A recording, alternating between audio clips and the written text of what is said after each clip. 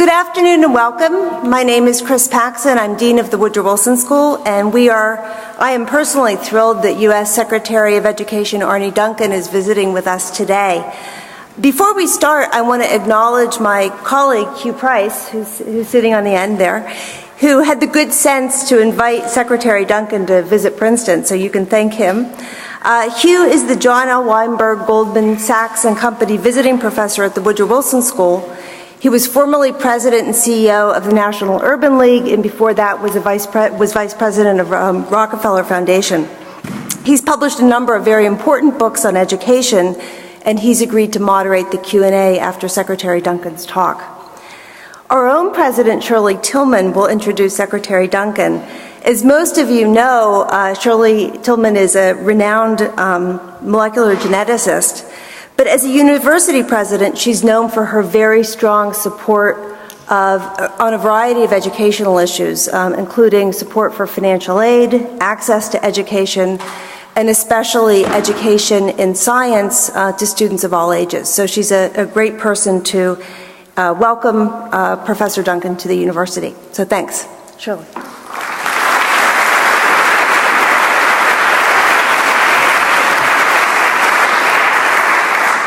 Good afternoon, and thank you for joining us today.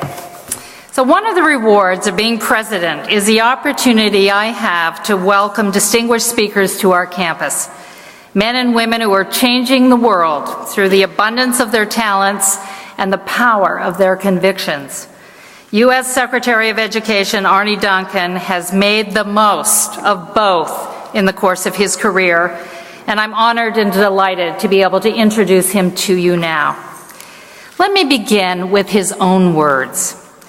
Education, he declared at the time of his confirmation hearings, is the civil rights issue of our generation, the only sure path out of poverty, and the only way to achieve a more equal and just society. This conviction, which I share, is rooted in childhood experience when he participated in his mother's tutoring program for inner-city children in Chicago. And it underpins his lifelong commitment to improving the quality of public education. He attended Harvard University and played professional basketball in Australia before returning to Chicago, and the challenge that has engaged him ever since, giving our nation's children the kind of education they deserve and all too often are denied. After heading a foundation dedicated to creating new educational opportunities on Chicago's South Side, Secretary Duncan joined the leadership of the city's public schools and served as their chief executive officer from 2001 to 2008. In this position, he launched a vigorous program of reforms designed to raise educational standards and performance, improve teacher and principal quality, and increase learning options. His efforts, which included opening more than 100 new schools, paid handsome dividends. During his tenure, to cite two measures of success, a record number of elementary school students met or exceeded the state's reading and math standards, while the number of teachers earning national board certification soared, and at a faster rate than in any other urban school district. In 2008, Chicago's loss was America's gain when President Obama announced his choice for Secretary of Education, noting that for Arne, school reform isn't just a theory in a book, it's the cause of his life. Armed with approximately $100 billion in stimulus funds, Secretary Duncan wasted no time in coming to grips with the educational challenges that are undermining our nation's capacity to utilize the talents of its people and to maintain a leadership role in the world. From the creation of Race to the Top, a national school improvement competition, to strengthening college-level financial aid, to rethinking the Elementary and Secondary Education Act itself, Secretary Duncan has already left his mark on Washington and, more importantly, on classrooms across this country. As one historian has noted, this is the most assertive Secretary of Education we've ever had. And a good thing, too, since the stakes have never been greater. The nation that once led the world in terms of college completion now lags behind countries as different as Canada, Korea, and Russia. A decline that the Obama administration is committed to reversing by making educational reform a centerpiece of public policy. Revitalizing America's struggling public schools will not be easy, but if anybody can work this magic, it is our Speaker, Secretary Duncan.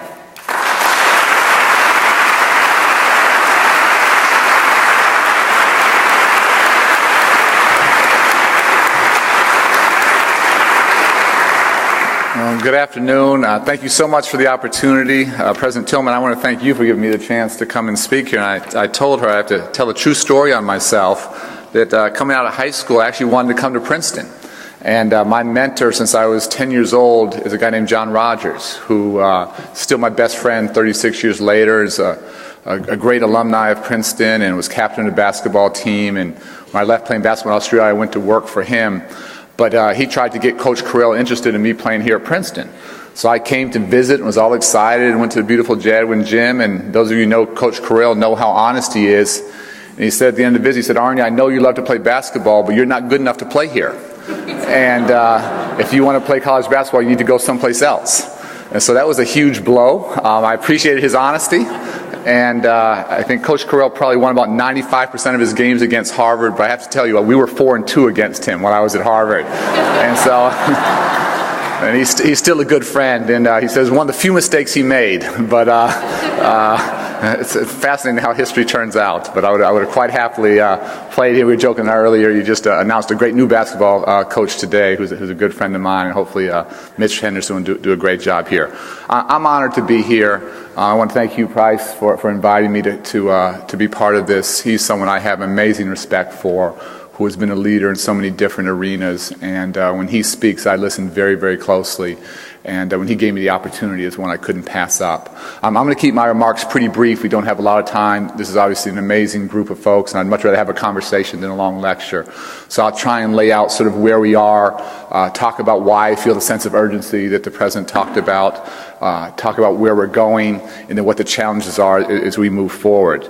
If you look at any measure, whether it's the going from first in the world to ninth in the world in college graduates, as the President talked about, I talk often about the dropout rate. We have a 25% dropout rate in this country.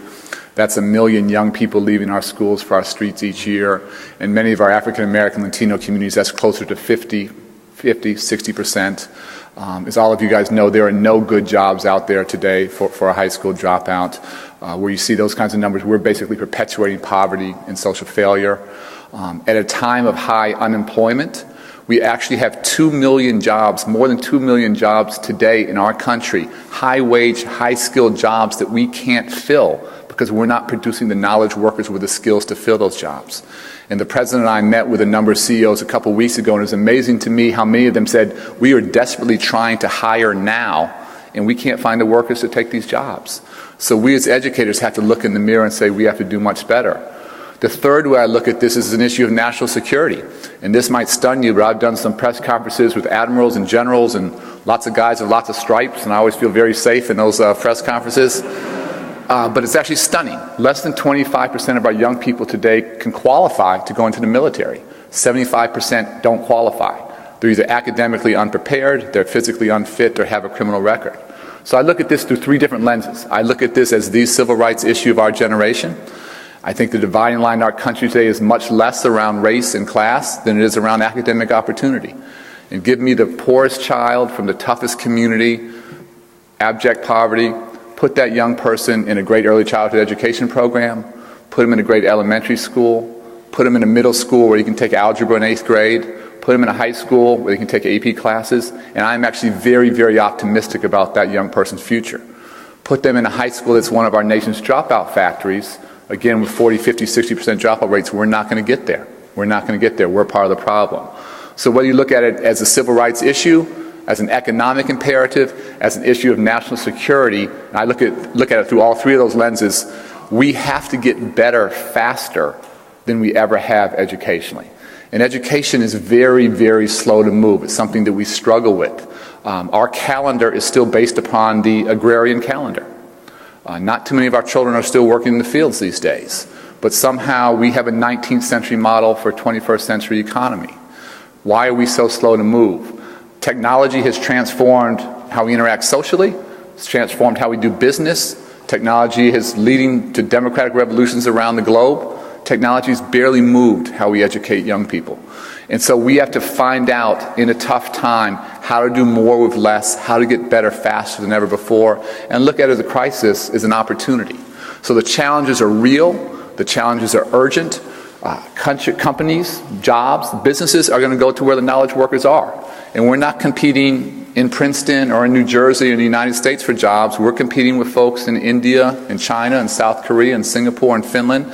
And the countries that are out educating us are going to grow and prosper. And so we have to be willing to challenge the status quo and do some things very differently. So the challenges are real. The challenges to me are desperately urgent. But for all those challenges, I'm actually very, very optimistic. We've seen a massive amount of change over the past couple of years. Historically, we had 50 states setting their own standards. And so many states dummied down standards because it made politicians look good. It was bad for educators, bad for education, bad for the state's economy, terrible for children, terrible for families. We were lying to them, but that was the norm. Thanks in part to Race to the Top, we have 42 states in a short amount of time that have adopted higher college and career-ready standards. And for the first time in this country, a child in Mississippi and a child in Massachusetts is going to be measured by the same yardstick. And that is an absolute game changer. It's raising the bar. And we're going to get out of the business of lying to children and lying to families. And I can't tell you how important that is. We have 44 states working in 2 different consortia on the next generation of assessments, trying to really raise the bar there and make sure we get beyond filling the bubble test and think about complex thinking skills and help our students and our teachers better understand what their strengths are and what their weaknesses are at every step along the education continuum. If you tell a child in 11th or 12th grade you're 3 years behind, it's pretty late in the game. Let's tell our first graders, our third grade and fifth graders, here's where you're good, here's where you're struggling, here's what me as a teacher, here's what me as a parent, here's what the student themselves can do to help them continue to improve. And we have to have those kinds of honest conversations all the way along the education continuum. We've seen about 36 states remove barriers to innovative schools like charters and other ideas. We had laws in the books that prohibited that. I've learned a lot in 2 years since coming to Washington. One of the things that I thought was a joke, but it wasn't. We had a number of states that had laws on their books that prohibited. It was against the law to link student achievement with teacher evaluation. All those laws are now gone. None left. And so we're starting to elevate the teaching profession and talk about the extraordinary difference that teachers make in students' lives. And so this is, I think, just an absolute moment. We're at a fork in the roads, and we have a chance to fundamentally break through. I don't think we're at the tipping point yet, but we have a chance to get there. President Woodrow Wilson, who was here, and then obviously President of the United States, I think in the 150th anniversary here at Princeton, he talked about being in the nation's service. And that spirit, I think, has permeated this campus and has been a clarion call around the country. And so many of the reforms that we're seeing around the country are being led, I think not coincidentally, by Princeton alum. And whether it's Wendy Kopp with Teach for America that is producing this great pipeline of teacher talent that's hugely important. I would argue that teacher talent is probably less than half of the value proposition that Teach for America brings to the country. It's bringing this huge amount of talent into the education profession. It's not just teachers, it's entrepreneurs, it's folks running nonprofits, it's folks actually leading districts now. And it's just been an amazing pool of talent that historically was locked out of education. That's changed. Her classmate, John Schnur, is helping develop the next generation of principals. And we have 95,000 schools. I've yet to visit a school. I've been to hundreds and hundreds and hundreds of schools. I've yet to visit a good school that didn't have a good principal. Leadership matters in business and nonprofits and education. This would not be a wonderful university without a wonderful president. If we can get 95,000 great principals in our schools, we as a country would be at a very different place. Raj Venakuva runs the SEED project, which is public boarding schools. Pretty radical idea. When I went to Harvard, I found out, didn't realize, but I had folks that went to elite boarding schools, Andover and Exeter and Choate and other things like that. I had never heard of those. And I've always thought in education, if it's good enough for the families of the wealthy, it's probably good enough for the families of the poor. And to think about a set of boarding schools, public boarding schools around the country, I think is a pretty profound idea. It's something that we're going to try and continue to encourage. When I ran the Chicago Public Schools, we had 400,000 students. And if we assume that 99% of those students, this may be a little bit generous, but if we assume that 99% of our students came from families that could really support them and help them do well academically, and that, again, is probably generous, that would leave 1% of our students that didn't have those family supports. So maybe mom is battling a drug addiction, maybe dad is locked up or absent. So for me, with 400,000 students, that's 4,000 students where the average day is not going to help us break cycles of poverty and social failure. So I thought in Chicago, I didn't need one public boarding school. I probably needed 10 public boarding schools of 400 each. And we need to think about, if we're serious about helping our students be successful, what are we doing 24/7, not just 6 hours a day, 5 days a week, 9 months out of the year to get there. And I think that's a piece of the answer. A number of leaders on my management team, our Princeton alum, my chief of staff, Joanne Weiss, is an alum here. Massey Rich, who's with me and leads all my outreach, is a Princeton alum. So I just want to say thank you to this community for producing so many leaders, so many folks who are literally in the nation's service, and I think making a remarkable difference in helping us lead the country where we need to go. For us to get better, there are 5 things I'm going to just talk about quickly, and then we'll open it up to questions that are challenges for the next year or 2, 3, to help us try and get much further along this transformational journey than we are today. First, we want to fix the No Child Left Behind law, and I'm happy to take questions on where we want to go there, but we think so much of that law is broken. It's far too punitive, far too prescriptive, led to a dumbing down of standards, led to a narrowing of the curriculum. And again, at a time we have to get better faster than we ever have to have a national law that has some perverse incentives or some disincentives to the right thing. We have to make some fundamental changes there, and we have a chance to do that in a bipartisan way. We want to continue to invest in early childhood education. We don't think we've played enough there. If we're serious about closing achievement gaps, we have to get our babies, our 3- and 4-year-olds off to a great start. And with a recent bill that passed in Congress, lots of craziness in Washington, but we have an opportunity to invest a couple $100 million there and almost do a race to the top on the early childhood side to transform opportunity, not just around access, but around high quality. And we think that can be a game changer going forward, again, particularly in communities that historically have been underserved. So much of what we have to do is to work together in ways that we haven't historically, getting folks to move outside their comfort zones. So looking at school boards, looking at management, looking at unions, having them partner in ways and move outside comfort zones, that's very, very difficult to do. But I say so often that I think adult dysfunction has hurt children. And when adults fight, kids lose. And there's starting to be a series of districts that are breaking through, that are using collective bargaining to drive student achievement. We held a national conference a couple weeks ago in Denver with 150 districts. We didn't know if 20 districts would show up. We would only invite districts where the chair of the board, the superintendent, and the union president would all come together. We had 150 show up in a waiting list of 100. And the conference wasn't led by us. It was led by 12 districts that are literally using collective bargaining to lead to better student results, to raise the bar for all children and close achievement gaps. There's a bill going through the Illinois Senate today, or this week, that I would urge you to look at. It passed the Illinois Senate unanimously.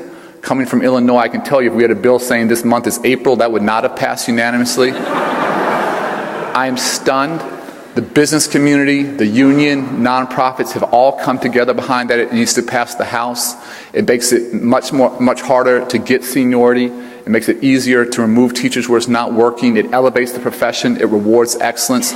It gets rid of last hired, first fired. And everybody's on board on this because of the urgent need to get better. And I think it's a phenomenal model, not just for the state of New Jersey, but for other states around the country, where again, everybody is doing some things in some very, very different ways that historically would have been impossible. But we're seeing real profiles of courage. And we're doing that. I think we can just celebrate them, learn from them, and continue to get better.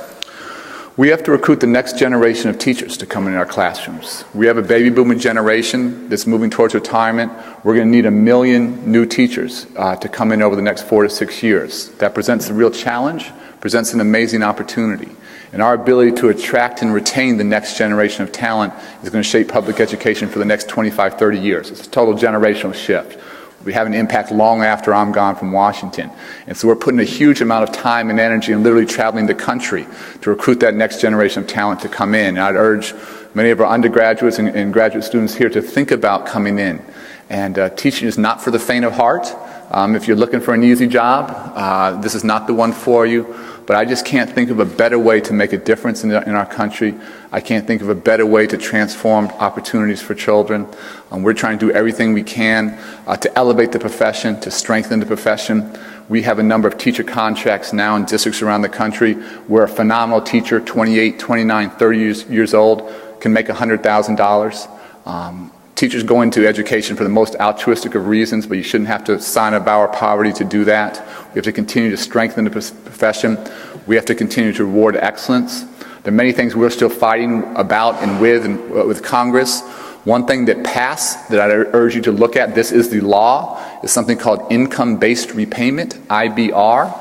And after 10 years of public service, whether it's being a teacher or working in a nonprofit or working in government or a legal aid clinic or medical clinic, 10 years of public service, all your debt is erased, is forgiven. This is an absolute game changer. I think there's so many folks historically who wanted to go into public service, but because they had mountains of debt, they couldn't follow their heart, they couldn't follow their passion. And we're basically trying to remove those financial barriers and bring that next generation of talent in. I talked about technology, and again, education has just been far too slow, but at a time of declining resources, at a time we have to become more efficient, more productive, how we think about technology, how we think about distance learning, how we think about delivering content on cell phones, 24/7, not, again, 5 days a week, 6 hours a day of seat time. We have to get better faster there than we have. How we move quickly from print to digital. There's a whole series of things where, again, the rest of the world has transformed, education hasn't, and we're going to do everything we can to accelerate the rate of progress. And then the final one that we're pushing very hard on, and then I'll stop and offer for questions, is this idea of turning around chronically underperforming schools. And our best schools in the country are amongst the best schools in the world. And we have a set of schools that may not be world-class, but are getting better every single year. But I started when I talked about a 25% dropout rate. And when you break it down, the numbers are actually pretty startling. We have almost 100,000 schools in our country. We have 2,000 high schools, not that many, a pretty manageable number, 2,000 high schools that produce half of our nation's dropouts. And those 2,000 high schools produce 75% of our nation's dropouts from the minority community, our African American, Latino young boys and girls. And somehow as a country, we have just been absolutely complacent. We have just watched this happen year after year after year.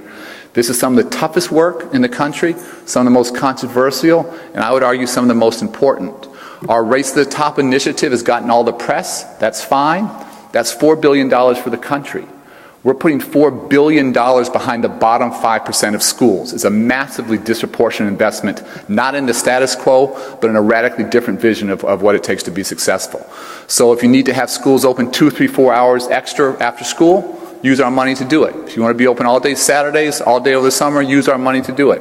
If you want to hire an amazing principal and pay him $50,000 to come in, do it. If you want to hire a great math or science teacher to work in a disadvantaged community, pay them more money, use our resources to do it. If you need more counselors, more social workers, do that. But for far too long, we've just allowed these communities to languish.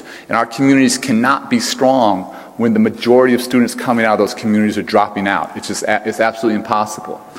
I closed one school on the south side of Chicago before I came to Washington in the Englewood community, which is a strong African-American community, rich history.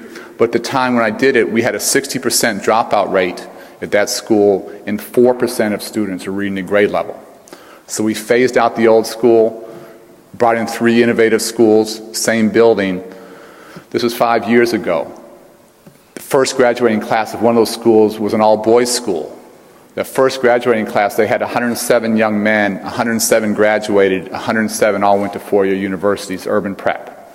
Same children, same communities, same devastating levels of violence, same single-parent families, same poverty, but very different set of expectations. So anyone who tells you that poverty is destiny, anyone who tells you that poor children or children of color can't be successful is part of the problem.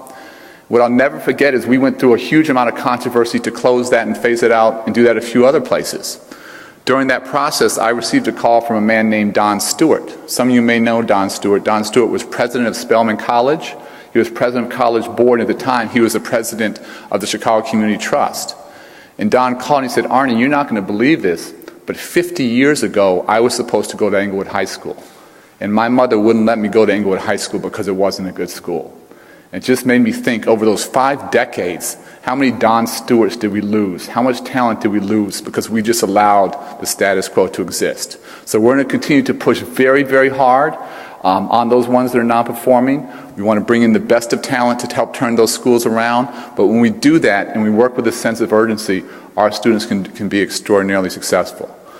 We need the next generation of talent to step up. I would urge you to think about teaching. I would urge you to think about starting the great next nonprofit to be a partner. I'd urge you to think about how technology can be used to help transform educational opportunity. All of this is behind one goal: early childhood education, K-12 reform, much more access to higher education, biggest increase in Pell Grants since the GI Bill. All of it is behind one goal. It's where the President started. We want to again lead the world in college graduates by 2020. One generation ago, we led the world. It's not that we've dropped, it's interesting, we've flatlined, we've stagnated. 9 other countries have passed us by. We have some great teachers, Teachers of the Year in the room here from New Jersey, last year, this year. Talent matters tremendously. If we can get more of you to come into this education field, in whatever form or fashion it might be, you guys, not any of us, you guys can help to lead the country where we need to go. Thank you so much. I'll stop there and take any questions you might have.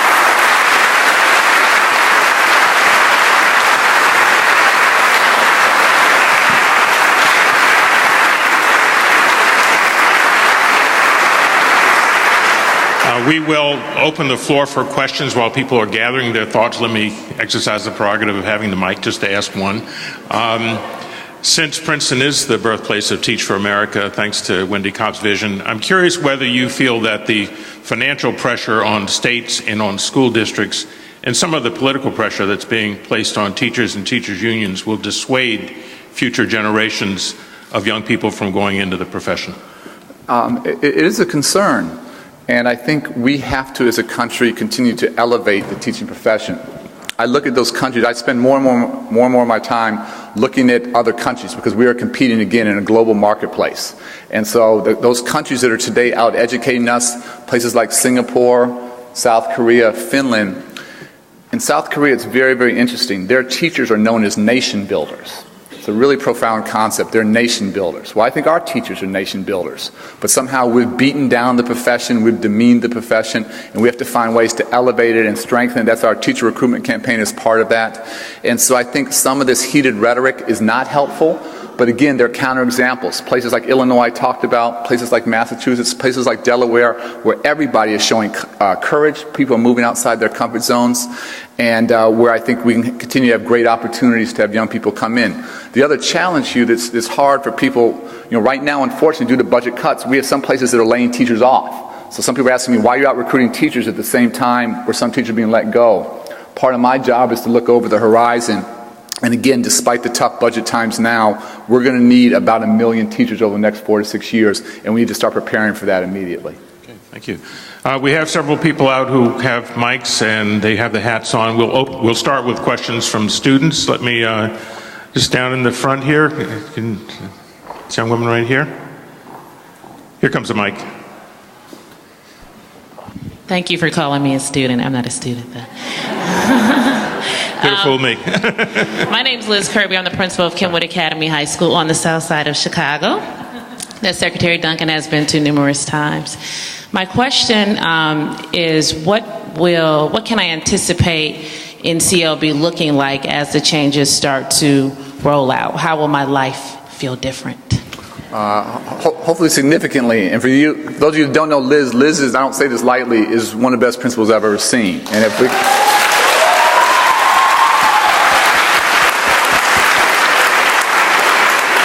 So my real goal is to clone Liz, and then I'll move to the Bahamas. My job will be done.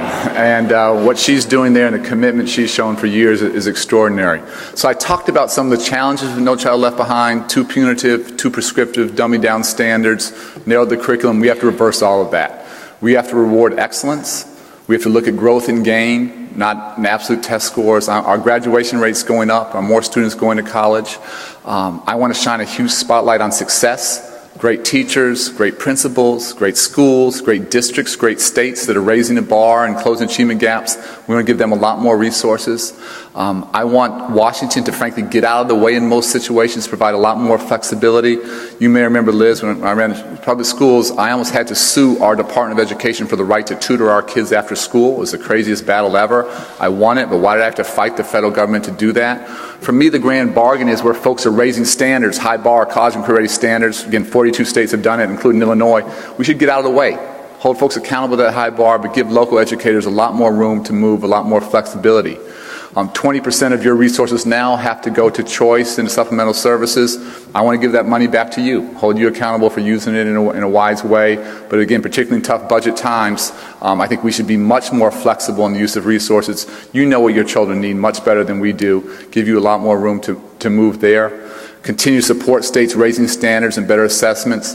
And then the final piece for me is this idea of a well-rounded education. So reading and math are fundamental and foundational, but science, social studies, foreign languages, PE, art, dance, drama, music, so many places have walked away from that, in part due to budget constraints, in part due to No Child Left Behind. I think all of our children need what we call a world-class, well-rounded education, not just at high school, but in first and second and third grade, and we want to put $1 billion behind that effort. Thank you. Let me ask that those who want to ask a question, please raise your hand so that the folks with the focus on students, I'll try to get it right this time. Are there any students all the way in the back there? Do you see the young woman back there? Yeah. Hi, thank you for your talk. I was just wondering, I'm a first-year medical student in Central Jersey, and throughout my education, which has been sort of long, and will be much longer, I've noticed that there are teachers, even coming from a decent public school system, that are very comfortable, quote-unquote, with tenure. So I was wondering if there are any movements to shift that, sort of having a permanent tenure for a teacher who's been in the system for 30 years and just no longer is excited about education. What are your thoughts on that? So I would urge you, again, to look at this Senate's bill in Illinois. And basically, tenure should never be there as a lifetime guarantee. This bill addresses this head-on, not just tenure, but also this idea of last in, first fired, which I think is devastating to groups like Teach for America in particularly tough budget times. And the Illinois bill is not perfect, but it's pretty interesting what they say. It doesn't matter at what point in your career, 3 years, 30 years, 50 years, if you get 2 unsatisfactory ratings within a 7-year span, you lose your certification. No discussion, no whatever. The superintendent of the state will say you're no longer certified to teach in the state. So again, this bill is fascinating. Passed the Senate unanimously, which is amazing. We'll go to the House next week. I think this is a new way. And again, it's what I talk about, what I call tough-minded collaboration. I think confrontation doesn't work. I think collaboration around the status quo doesn't work. Tough-minded collaboration around a very different vision of reform. And I haven't found a better example yet. Some other states have done amazing things. Delaware's done some fantastic stuff. Massachusetts. Look at some of our race-to-top winning states that have shown real courage in this area. But more and more you have union leaders, Randy Weingarten, saying our job is not to protect bad teachers. Tenure should never be a lifetime guarantee. We should be rewarding excellence. There's a conversation happening now that would have been unimaginable a few years back. And again, this Illinois bill, I think, can be a blueprint for the country. Let me refine my request further. Princeton students, please. Up here. Hi, I'm a member of a group called Students for Education Reform, and we're very encouraged by the Common Core assessments because we want meaningful but rigorous assessments. As you said, no more sort of bubble tests that don't mean anything. I was wondering if you could talk about the risks of the Common Core assessments, like the challenges you're facing. How are we going to do second grade art? How are we going to do computer adaptive tests within 2 or 3 years? I was just wondering if you could talk about the implementation challenges and how you're going to meet those challenges. Yeah. First, I just want to thank your organization. I've met a few of your members. To me, you guys are so much more thoughtful and progressive than I was in college. And you guys, again, give me so much hope for where we're going. So thank you for your leadership and thanks for your support on these tough issues. So there's risk in all of these things. And to me, it's all about implementation. So raising standards presents some risk. Coming back with the next generation of assessments presents some risk. What I constantly say is don't let the perfect be the enemy of the good. And for far too long in education, if something wasn't perfect, we wouldn't do it. And so for 5 decades, we've had teacher assessments that were absolutely meaningless, that were ludicrous, and somehow we refused to move. So what we're doing is pretty interesting on the assessment side, as you know, is we have 2 consortia of states. And there's some friendly competition there, and states can opt in or opt out to one or the other. We'll see who breaks through. States will figure out which one's working better than the other. They will learn from each other. This thing will not be perfect when it comes out. We'll have a couple choppy years till we get to that point. But my goal is 3 years from now, we'll be much, much better than we are today. And then 5 years from now, we'll be even better than that. So this is not, when we come out with these, there are going to be some mistakes. There are going to be some things that aren't going to be exactly perfect. But I think there's a level of thoughtfulness. There's a set of folks at the table that are extraordinary. We see these kinds of computer adaptive assessments, frankly, in industry. We see them in other countries. It's not like we're creating this from scratch. Again, education's just been too slow. And so there are absolutely operational risks. There's implementation risks. But I'm actually pushing to get to that point as fast as we can. And we'll deal with those issues as we move forward. But we are in a new game. This is a new era. And the quicker we can get there, the better off we're going to be. Other questions? Yes, over this way. Hi, thank you so much for being here. I'm a senior, and I'm kind of going to move us away from the public education realm, but hopefully I won't derail us. I have a question about taxation of scholarship for students on financial aid in colleges, and whether or not you can comment on that. I hope it's applicable. I was told that you're the Secretary of Education, so everything's relevant. Thank you. So our basic goal is to try and make college much more accessible and affordable than it has been. And so whether it's increasing Pell Grants, $40 billion, biggest increase since the GI Bill, we did that without going back to taxpayers for a dime. We simply stopped subsidizing banks who are making loans. We're making all the loans directly ourselves. That was very controversial in Washington. Lots of lobbyists, we thought it was common sense. We broke through there. This income-based repayment, we think is the right thing to do. So whatever we can do to make college more affordable at a time when going to college has never been more important, in a time when our America's families haven't struggled like this in a long time, we want to do that. So whatever we can do to increase the affordability side, we want to do that. It's also tough on universities. So you have some universities that are, you see tuition escalating far ahead of inflation. You see others that are doing a better job of holding the line. And I think trying to look at those universities that are providing great education, but also providing value for money, we think is very, very important as well. We have a question from the balcony over there. Yes, hello. My name is Dudley Ryan. I'm a resident here. Thank you for coming, and thank you for your inspirational words earlier today in Newark. I'm already getting feedback that your leadership is really giving people that much more motivation to lead this incredible movement. I've been involved in the redevelopment of Newark for the last 20 years and a board member of Teach for America for the last 10. I have 2 questions. One is to the community in general here, and that is to ask for your help to get involved and support some of these incredibly dedicated individuals. You can look it up online. I've got some information here, and or just contact us in Newark.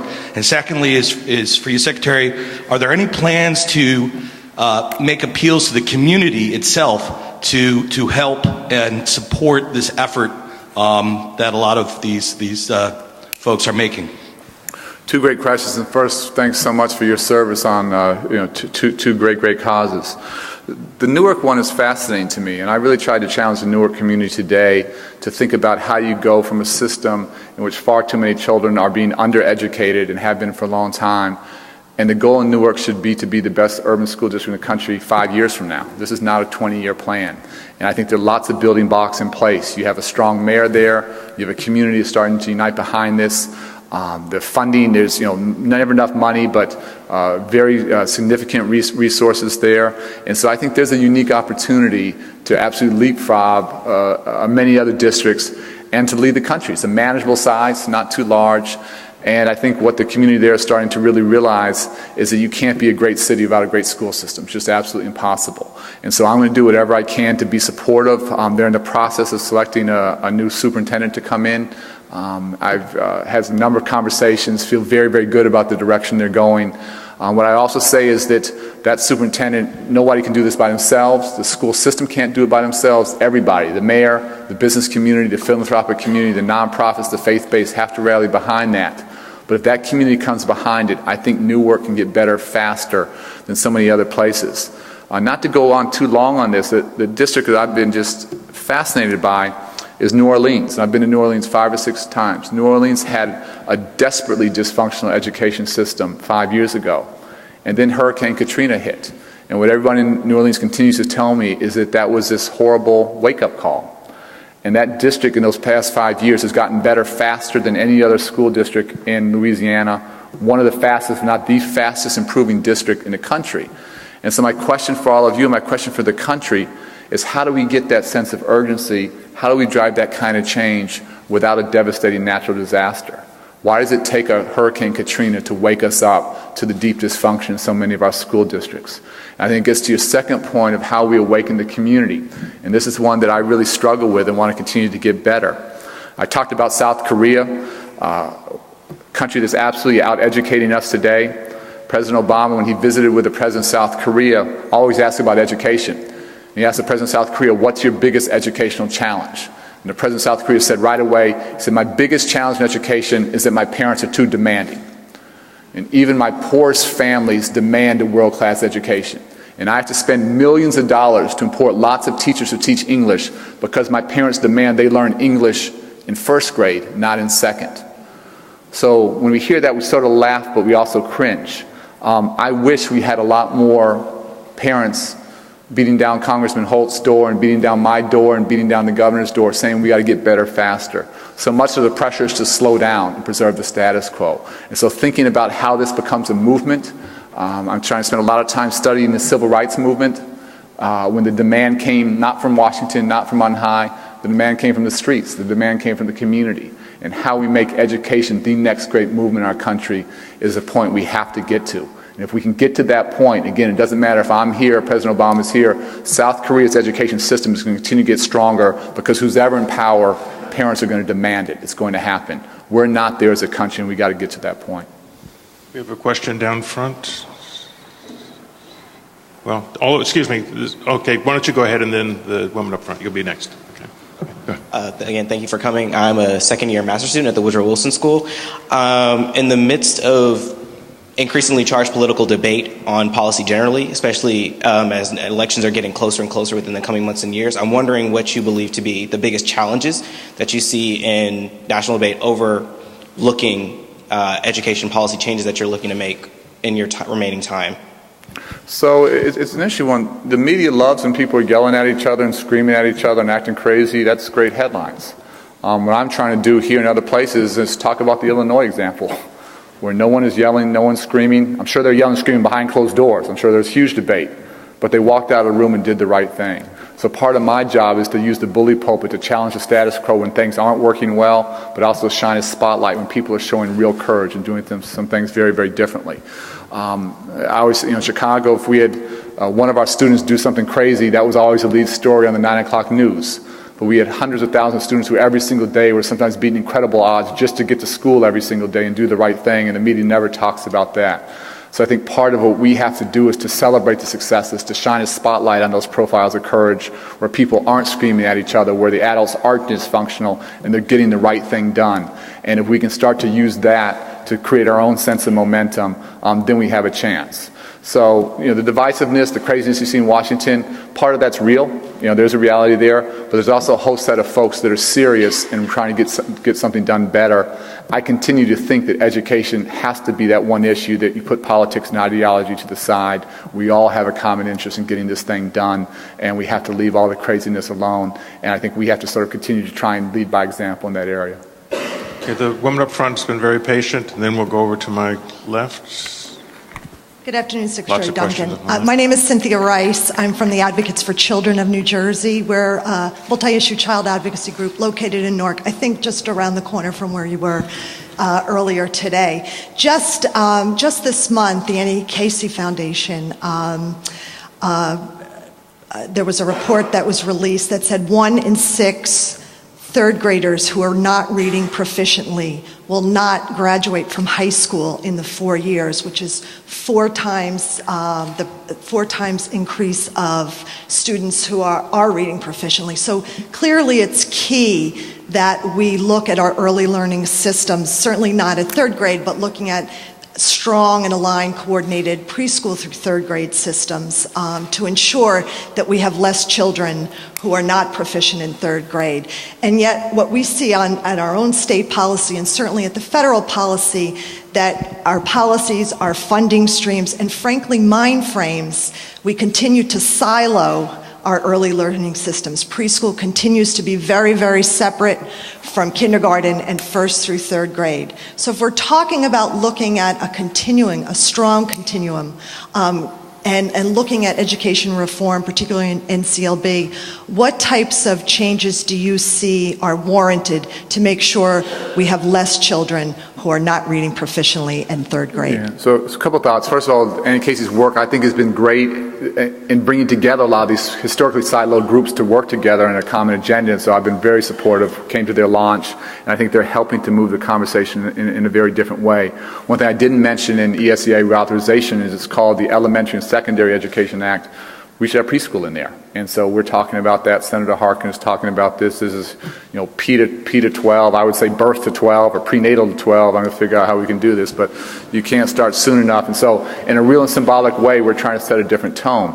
I will say again, there are lots of silos.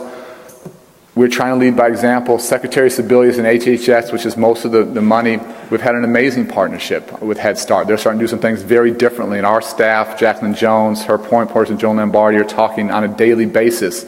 And I think we are behaving in a different way. And we're hoping that will model at the state and the local level what needs to happen. We have a huge opportunity with this continuing resolution that passed. We got $700 million for Race to the Top. We're going to take a couple $100 million and put that behind early childhood education. And it's a huge play for us. I've always said in many ways we've been part of the problem. We haven't invested enough here.